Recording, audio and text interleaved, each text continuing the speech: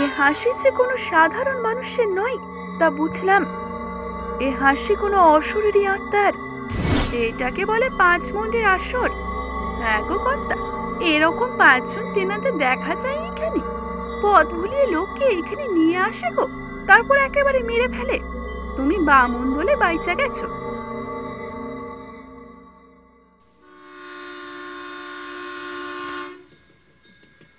স্টেশনটির নাম লোচনপুর। সেখান থেকে আরো ২ ক্রোশ। যানবাহন বলতে কিছুই নেই। গরমে আর শীতে গরুর গাড়ি চলে, কিন্তু বর্ষায় তা সম্ভব নয়। মাঝপথে ২টো খাল আছে, কাজেই উপায়ও নেই। কোর্টের কাজ যেতে তো হবেই। এই ৪ মাইল পথ পায়ে হেঁটেই যেতে হবে আমাকে। ওই পুবাই গায়ে সর্বেশ্বর জানাকে আমাকে ধরতে হবে। ধরা মানে কোর্টের ভাষায় কি তা উল্লেখ আর নাই বা করলাম। এই কাজ না করতে পারলে আমার চাকরি থাকবে না। যাত্রা শুরু করলাম। কাঁচা মাটির পথ কিছুটা গিয়েই শেষ হয়ে গেল। তারপর সোজা সরু আল। সার্কাসের খেলায় সরু তারের ওপর দিয়ে যেভাবে লোকটা হাঁটে, ঠিক তেমনি আমিও হাঁটতে শুরু করলাম। একটু এইদিক ওইদিক হলেই কাদা গোলার জলে পড়ে একেবারে নাকানি চোবানি খেতে হবে। অবশ্য একমাত্র ভরসার কথাই এই যে এখনো আলো আছে, চারিদিক পরিষ্কার দেখা যাচ্ছে। কিছুটা গিয়েই দেখতে পেলাম যা শুনে এসেছিলাম তা ভুল। খাল ২টো নয়, একটা। খেয়া নৌকার ব্যবস্থা নেই এখানে। সরু খালের ওপর বাঁশের একটা সেতু রয়েছে। খুব সাবধানে ২ হাতে বাঁশ আঁকড়ে ধরে খাল পার হলাম। তারপর দেখলাম আর আল নয়, সরু পথ। তারপর মাইল খানেক পথ পার হয়ে পুবাই গায়ে হাজির হলাম। গ্রামটি অতি ছোট্ট। একটা দোকান আর গোটা ১০ চালা ঘর এই গ্রামের সীমানা। আমি কিন্তু ভেবেছিলাম আগেই যে সর্বেশ্বর আগে খবর পেয়ে পালিয়ে যাবে, কিন্তু না, সর্বেশ্বরকে একেবারে বাড়ির দাওয়াতেই পেয়ে গেলাম। বসে বসে গাবের আটা দিয়ে চাল মারছিল। ওর খোঁজ করতেই ও বলে উঠল, হ্যাঁ আমি সর্বেশ্বর জানা। তা মশাইয়ের কি প্রয়োজন? প্রয়োজনটা শোনা মাত্রই সর্বেশ্বর একেবারে চমকে উঠল। এমন চাইলে হয়তো সে অত পরিচয় দিতেই চাইতো না। আমার কাজ শেষ হওয়া মাত্রই তার কাছ থেকে একটু জল চাইলাম। অনেকটা পথ হেঁটে এসেছি তো তাই। বলছিলাম একটু জল খাওয়াতে পারেন? প্রথমত সর্বেশ্বর আমার ওপর চটিয়াই ছিল, তাই সে বলল, তা লোচনপুর থেকে আসবার সময় একটা খাল পার হয়ে এসেছেন না? অনেক জল পাবেন সেই খালে, পেট ভরে চুমুক দিতে পারেন তো? অবস্থা বুঝে আমি আর সেখানে দাঁড়ালাম না। দাঁড়াতে সাহসও হলো না।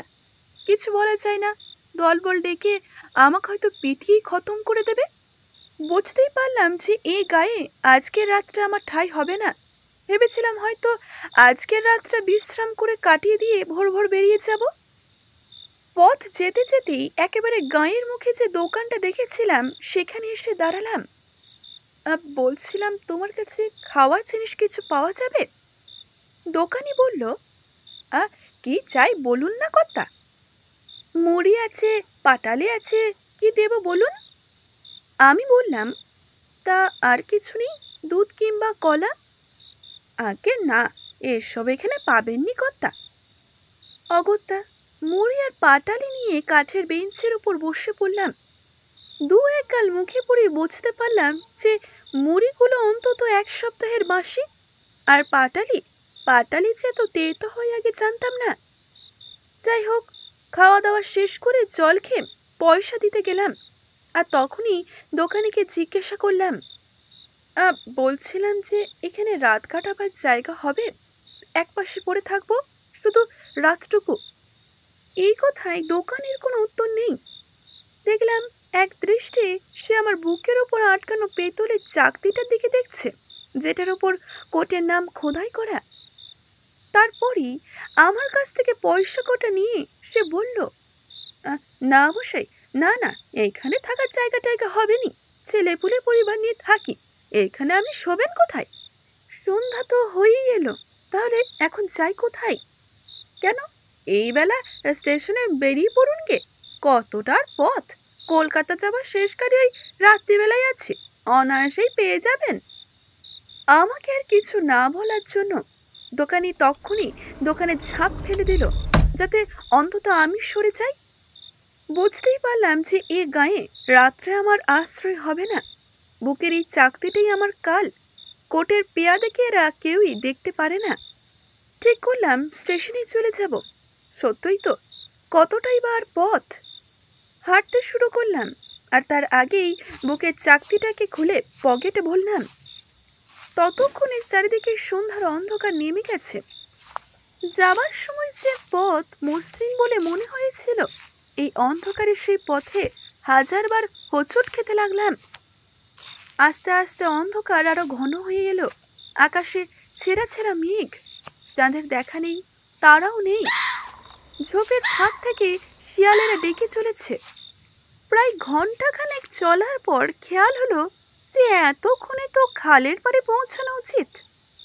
সেই ঘন অন্ধকারে চোখ চেয়ে দেখতে চেষ্টা করলাম। বুঝলাম যে আমি পথ হারিয়েছি। একদম জঙ্গলের মধ্যেই প্রায় এসে পড়েছি। তাহলে এখন উপায়? আমি তখনই চিৎকার করে বললাম, কে আছো? আমি পথ হারিয়ে ফেলেছি, আমাকে সাহায্য করো। এমনই 2-3 বার করে চিৎকার করলাম, কিন্তু কোনো ফল হলো না। কিন্তু এইভাবে দাঁড়িয়ে থাকলে তো কোনো সমস্যার সমাধান হবে না। যেমন করেই হোক এই জঙ্গল থেকে তো বেরোতে হবে আমাকে। সোজা রাস্তা ধরে এগোতে লাগলাম। যত এগোই জঙ্গল আর শেষ হয় না। বেশ কিছুক্ষণ চলার পরই বুঝলাম জঙ্গলটা আস্তে আস্তে শেষ হয়ে আসছে। ইতিমধ্যে জঙ্গলটা পার হয়ে এসেছি। বুকে একটু সাহস এলো। ভালো করে চেয়ে দেখতে লাগলাম যদি কোনো আলোর বিন্দু চোখে পড়ে, কোনো গ্রামের নিশানা। হঠাৎই পেছন থেকে একটা বিকট শব্দ এলো। সে শব্দ শুনলে যে কারোরই বুকের রক্ত হিম হয়ে যায়। কেউ বা কারা বলছে, বলো হরি, হরি বল। তবে মনে ভাবলাম, যাক, কাউকে তো পেলাম। দেখলাম শুধু 4জনা খাটিয়া বই নিয়ে চলেছে, আর কোনো লোক নেই। তারা আমার কাছে আসতেই আমি বললাম, শুনুন। তারা থামলো না, শুধু একটু চলার গতি কমিয়ে দিল। তারা 4জনই আমার দিকে তাকালো। তাকাতেই আমার গোটা দেহ একেবারে শীতল হয়ে উঠল। দেখলাম 4জন লোকেরই ঠিক একরকমই চেহারা, চুল, চোখ, এমনকি মুখের বসন্তের দাগ পর্যন্ত তাদের এক। আমার প্রশ্নের কোনো উত্তর না দিয়েই বাহকরা পাশ কাটিয়ে এগিয়ে গেল। নিজের মনকে সান্ত্বনা দিয়ে বললাম, হয়তো ভুল দেখেছি। কিন্তু তখনই আবার সেই বিকট শব্দ, বলো হরি, হরি বল। মনে হলো ঠিক পাশ থেকে শব্দটি এলো, কিন্তু তারা তো এতক্ষণে অনেকটা চলে গেছে। তাহলে মনের মধ্যে একটা অস্বস্তি শুরু হয়ে গেল আমার। কিছু আর না ভেবে জোরে জোরে পা ফেলতে লাগলাম। হঠাৎই আকাশের দিকে তাকাতেই দেখলাম মেঘ কালো করে এসেছে, দমকা হাওয়া শুরু হয়েছে। আবার সেই শব্দ আমাকে ছাড়ছে না।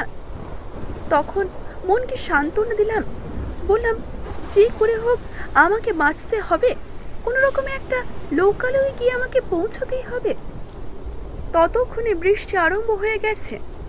তখনই আমি ছুটতে আরম্ভ করলাম।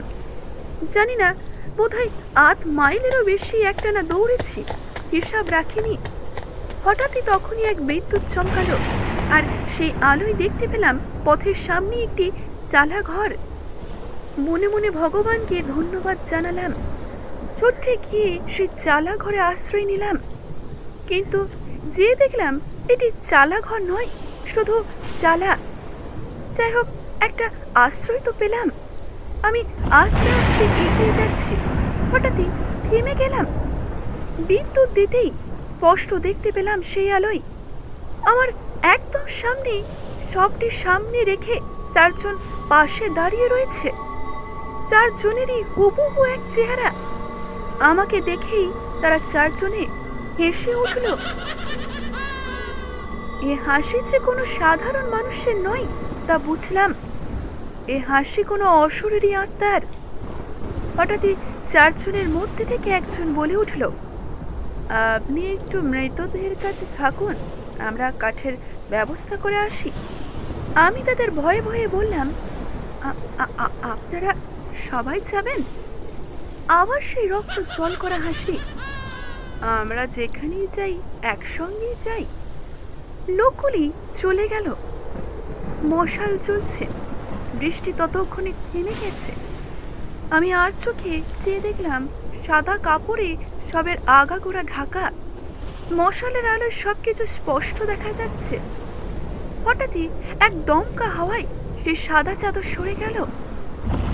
একেবারে এক মুখ, গোঁফ, দাড়ি, চুল, একদম কিচ্ছু আলাদা নয়। সে চারজন লোকের সাথে সবের কোনো পার্থক্য নেই। গোটা শরীর তখন আমার হিম হয়ে উঠল। আমি যে তখন ছুটে পালাবো সেই শক্তিও আমার নেই। তারপর যা ঘটল তা আমি কোনোদিনও ভুলবো না। সব চোখ খুলল, রক্তিম দুটি লাল চোখ। সে আমার দিকে দৃষ্টি নিক্ষেপ করে বলে চলল, ঠিকই ভেবেছ, আমরা পাঁচজন একই লোক, কোনো তফাৎ নেই। বসন্ত রোগে মারা গিয়েছিলাম বলে প্রতিবেশীরা আমায় পোড়াতে এলোনি, তাই নিজের দেহ থেকে চারজনকে সৃষ্টি করলাম। তারাই বয়ে নিয়ে এলো আমাকে শ্মশানে। কেমন বুদ্ধি বার করলাম বলো তো? তারপর আমার আর কিচ্ছু মনে নেই। যখন আমার জ্ঞান ফিরল তখন দেখলাম কাদা মাখা গায়ে আমি রাস্তার একধারে পড়ে আছি, আর কয়েকজন জেলে আমার মুখে চোখে জল দিচ্ছে। আমি আস্তে আস্তে উঠে বসলাম। আহ লোচনপুর এখান থেকে কত দূর স্টেশনটা? তারা উত্তর দিল, লোচনপুর এখান থেকে তো পাক্কা 10 মাইল, একেবারে উল্টো দিকে। ও, এই জায়গার নাম কি? এটাকে বলে 5 মন্ডির আসর। আমি চমকে উঠলাম। হ্যাঁ গো কর্তা, এরকম 5 জন তেনাদের দেখা যায় এখানে? পথ ভুলিয়ে লোককে এখানে নিয়ে আসে গো, তারপর একেবারে মেরে ফেলে। তুমি বামুন বলে বাইচা গেছো। আমার জামা যে ছিঁড়ে গেছে তা আমি লক্ষ্য করিনি, আর সেই ছেঁড়া জামার ফাঁক দিয়ে আমার পৈতেটা দেখা যাচ্ছে। এখানেই শেষ করছি আজকের গল্পটি। আজকের গল্পটি যদি ভালো লেগে থাকে অবশ্যই একটি লাইক করবেন, শেয়ার করবেন এবং কেমন লাগলো জানাতে ভুলবেন না। ধন্যবাদ।